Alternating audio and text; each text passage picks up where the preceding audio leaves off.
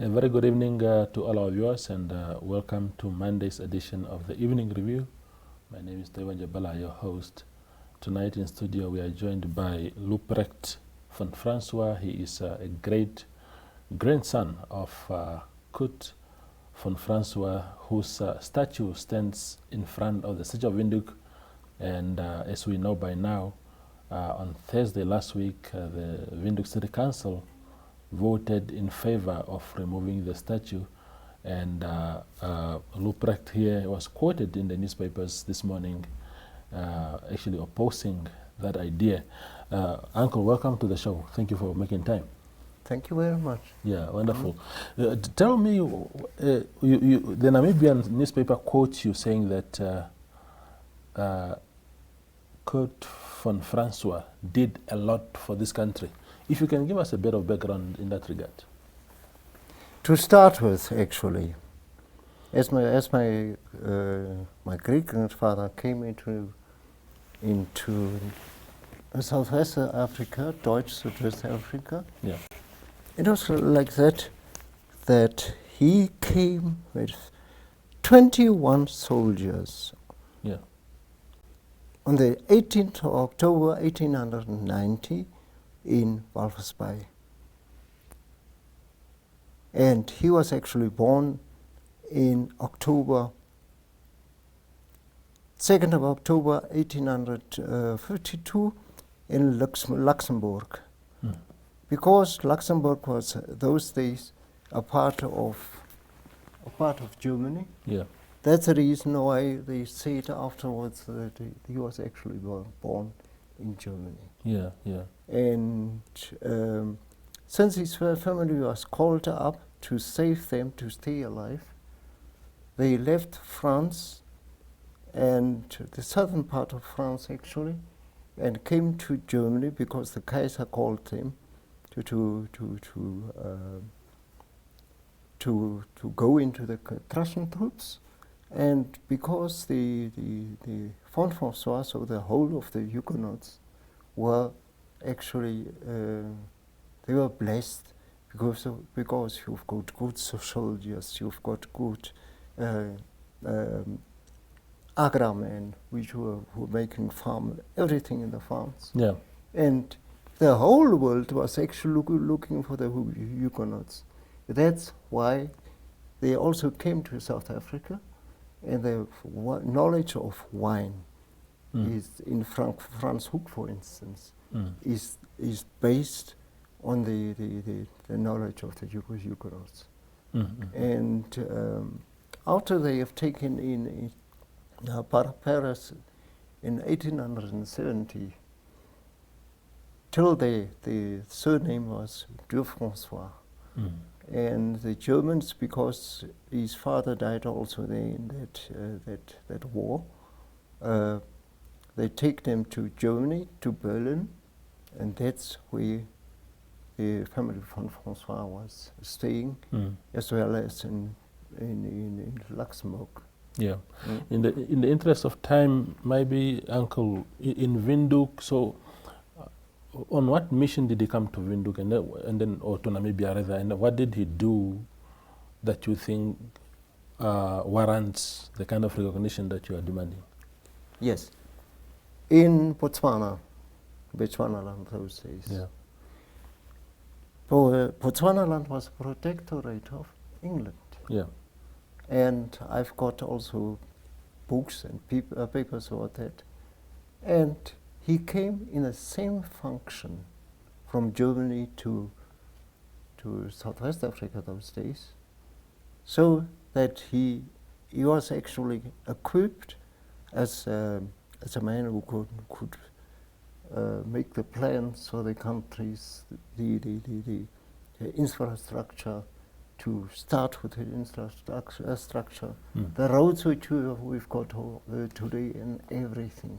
Yeah. And by the way, was he the guy who found out what type of minerals are in this country, which most people don't know.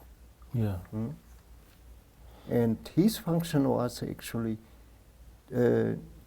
not to colonize the people, but people bring the people to a level where they could see how they can have survive from themselves and the education and religion.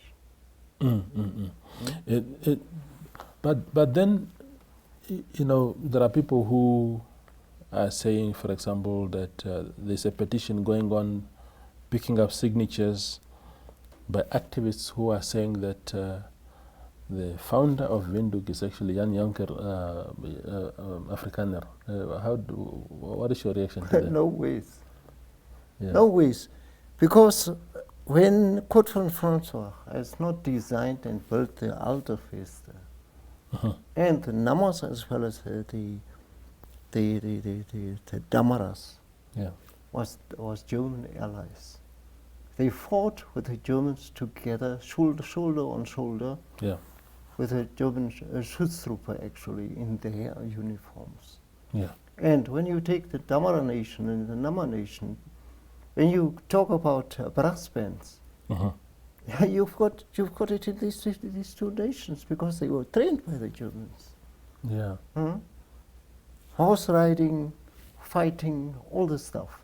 And Jan Jonker Afrikaner sent 1904 10 of his best snipers as it was in the war against the Herreros. And then when the Germans said the enemy has been defeated, we must pull us back now. And the Damaras and the Namas said, no, we are not going to do that. And that's how they chased Maharero over the border to Botswana.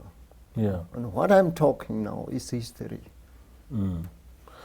But that history, Uncle, is it? You see, the debate right now is that the German imperial government sent its soldiers and commanders and people like your great grandfather here, and that chapter is a dark chapter in the history of our country.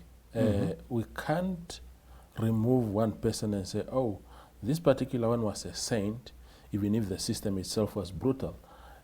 He was part of that system, and he ought to be painted with the same brush as everybody from that generation of the Germans who came to Namibia.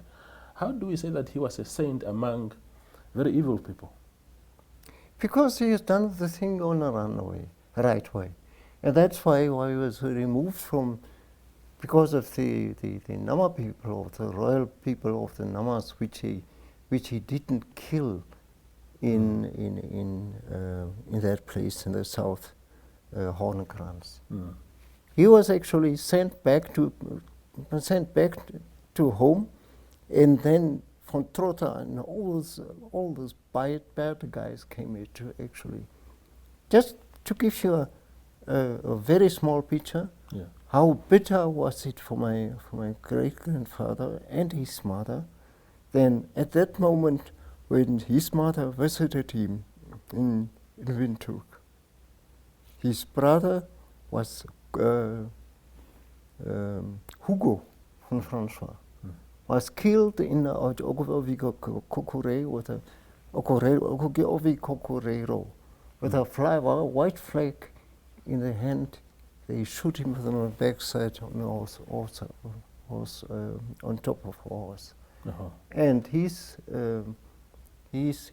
grave is now, when you drive through Okanya, when you are driving to the east, that in this vicinity is his grave.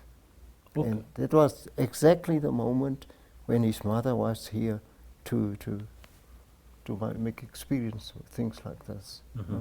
And still, he was not acting as he should have done. The bad things. Von Trotta was always known in the whole colonies of Germany in Africa, that it was a brutal guy. And after they said that Curt von François was too soft, they sent him back to Germany. They brought in von Trotta. And just a short note to the Alterfeste. Yes. The Alterfeste was built so that the soldiers, the Damara soldiers, and the German soldiers, Nama soldiers, they flee into the Alterfeste when the other tribes like the Eros came to shoot them. And after a while, they recognized that it is in vain to attack the Alterfeste. And that's where they built the streets, the houses, and all the things. And that's the reason why I say Jan Jonker Afrikaner hasn't got the knowledge to build a town with the infrastructure. Yeah. And Jan Jonker Afrikaner was always in Klein Windhoek. Yeah. He was at the place of at the house of a missionary, and he was demanding the missionary, why didn't you tell me that we haven't got no meat, that I could have slaughtered a cow and things like that, you know? And that is actually what is going on. Yeah. And so it's just a short history to the Namas. Yeah. Yeah. You've got the history of the Namas, the Orlams, which were working in the houses of the Netherlands, Holland's people. There they learned to ride horse, shoot rifle, to cook in the kitchen and all these things. And they were actually a valuable asset for the rest of the Nama nations, so that they could do, because they could do things which were very important for them. Yeah. The fact of the matter is that your great-grandfather led the German troops to Hoornkrans, Yes. where 80 people, the Namas, Yes. were killed. Men, women, children and babies were killed in that attack. So are you saying, Uncle Ruprecht, tonight on this show that even something like that is not brutal enough to warrant the removal of the statue here? 80 people, indigenous people, killed just like that. Yes, I know. But on the other side, it is like that when there is war somewhere, you see it now in Russia, in Ukraine, what's going on there. Yeah. And it is not, when you compare Russia and Ukraine, the brutally scenes which happened there, Yeah. you know, they are actually more than this. And you must bear in mind, this man didn't say to the German government, send me a German wife so that I can marry him. He was here to stay. He wanted to stay in this country. That's the reason why he married Amalia Carisses of the Carisses in the Concepts Royal House. And that's the difference between them. Yeah. We go for a quick break and return for second half. Mm-hmm.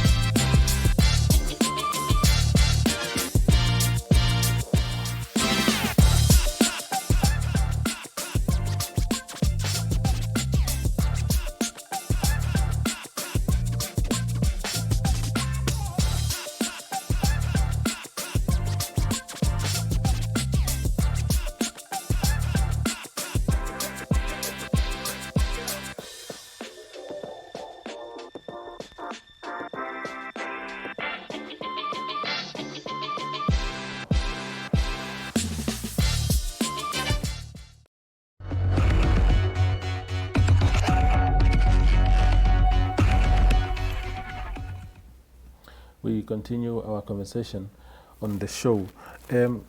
Again, Uncle, I want to put that question to you. I know that I sort of rushed you because we were going for a break, but You're saying that your great-grandfather married Amalia Clarices. Yes, but it doesn't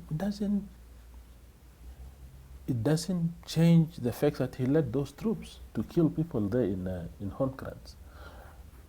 Are we supposed to say, oh, the lives of those people did not matter so much, and therefore the statue can still remain here, the show of power? I mean, nothing can erase that part. No, of course not. But this thing of a power. My great grandfather was a man which was very soft, just like my father, like me, and that's the reason why I'll say he is not representing the German colonial power. It is with his statue. No, he was not in favor of it. I know the people who designed the statue and everything, and he didn't want it like that. I know these people personally, and that's the reason why I said that. He said, for instance, when it must be, then make a statue, but I don't want to be called in the coming generations a killer. Yeah, that's what he said. What are your views on those that are saying, because there are those who say that any statues of German colonial past in Namibia must be demolished completely, and then there are those who say that let's move them inside the museum. What are your thoughts on moving statues like that in the museum, inside the museum? Because of the demand of the tourism, to see this man. And this man, he also has a personality. He has written a lot of books afterwards, and he dealt with these things. He didn't go and just shoot people, the Namas in the south. He was always in contact with the letters and everything, even as he was in Germany with Janjonker Afrikaner. And that's the reason that I say he was a human being. But when you are a human being, and these things came to you as a soldier, he was a soldier, he was a human being, he was a cartographer, he was a guy who made the drawings for the Congo Delta, for Leopold, the king of Belgium. And in that case, he made it so good that the new satellite cards, there's just a 50 centimeter difference between which he has made with the Congo Delta. Yeah. As was it, and he's got also a lot of money from the king of Belgium. Yeah. Uh-huh. Yeah. And so what are your thoughts, general thoughts of the German colonial past in Namibia? You can remove your great-grandfather for a minute. What do you think of the general occupation of German's occupation of Namibia? I said it before, it should have been Schutztruppe. That word means it's a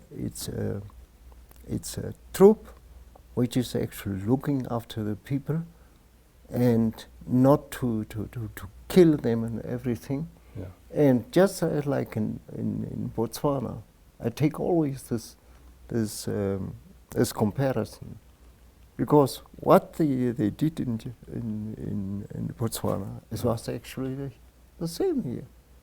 It was protective army, was here to develop the country on the one side, and as the other brutal things came out from the other nations, as the Namas and the Hereros, and he was always in contact in word as well as he talked to the people.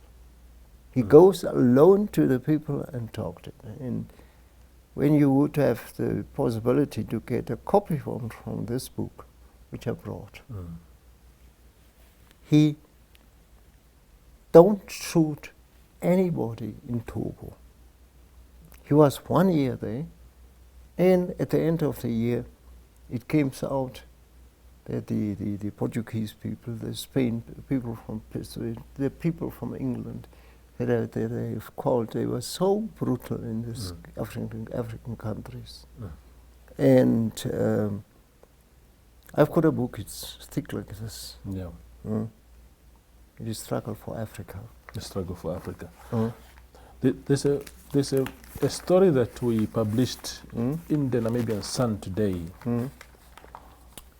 in which the councillor representing the Independent Patriots for Change, IPC, at the City of Windhoek, this is Bernardus Arab, is saying that, just like you, he's saying, let's not remove the statue. For you, your reasoning for not removing the statue is different. It's because you think that this man was a hero of some sort for Windhoek. For Arab, it's because if we remove the statue, we are erasing the evidence of brutality of German colonial past in Namibia. What are your thoughts on his take? His reason why it shouldn't be removed is not the same as yours. For him, is because if you remove it, you are removing the evidence of German brutality.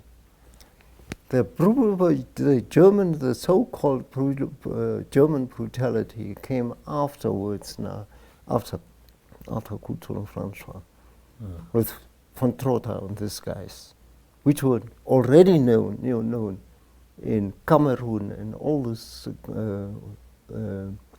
countries who were German colonial countries.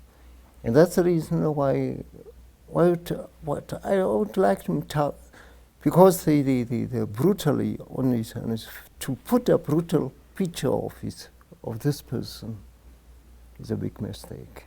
Yeah. And when you don't know the history, like Arab, for instance, then you are doing things like that. Yeah.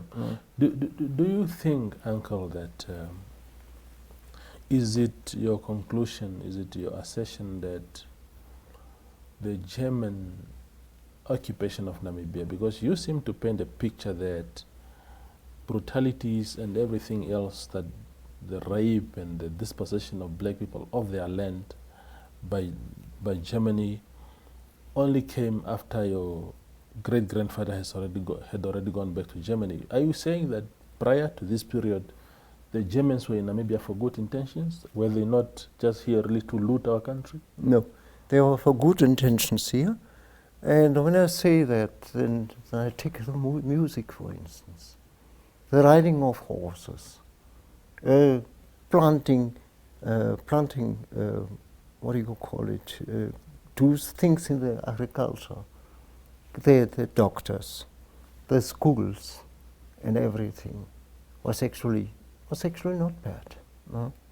And my grandmother was speaking fluently, just like me, German. And the fact is, I was for 20 years in Germany. And